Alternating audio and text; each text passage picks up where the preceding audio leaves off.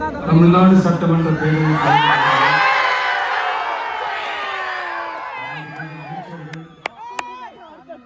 நீதியரசர்கள், MLA, MPs, உள்ளாட்சி பிரதிநிதிகள், தலைமை செயலாளர் உள்ளிட்ட அரசு அதிகாரிகள்,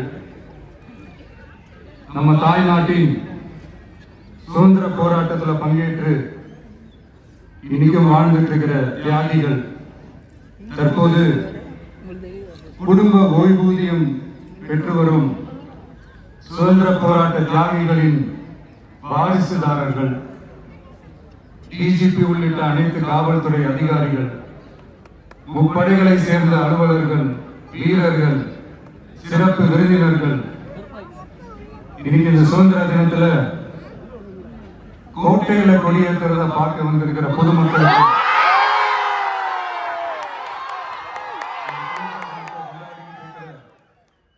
என் நெஞ்சில் குடியிருக்கும்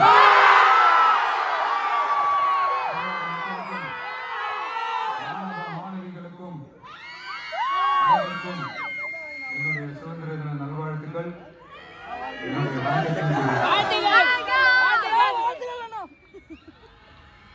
தங்களுடைய உயிரை, உடமைய, வாழ்க்கைய எல்லாம் இழந்துட்டு நமக்காக சுதந்திரம் வாங்கி கொடுத்த நம்ம சுதந்திர போராட்ட தியாகிகள்,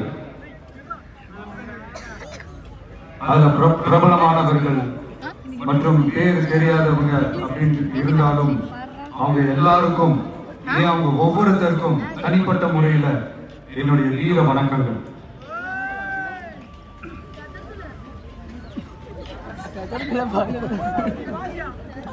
நம்மள ஒரு அடிமை மாதிரி வச்சிருக்காங்க அப்படின்னு தெரிஞ்சுட்டாலே மக்கள் மத்தியில் ஆட்டோமேட்டிக்கா ஒரு ஒற்றுமை ஒண்ணு வர ஆரம்பிக்கும். எல்லாரும் ஒரே மாதிரி யோசிச்சு ஒண்ணு சேர ஆரம்பிப்பாங்க. அப்படி ஒண்ணு சேர்ற இடத்துலதான் சாதி உடையும், மதம் உடையும், மொழி, இனம் இந்த மாதிரி எல்லாமே உடைஞ்சு நொறுங்கும். அப்படி உடைஞ்சு நொறுங்குற இடத்துலதான் கிடைக்கிறது தான் உண்மையான சுதந்திரம்.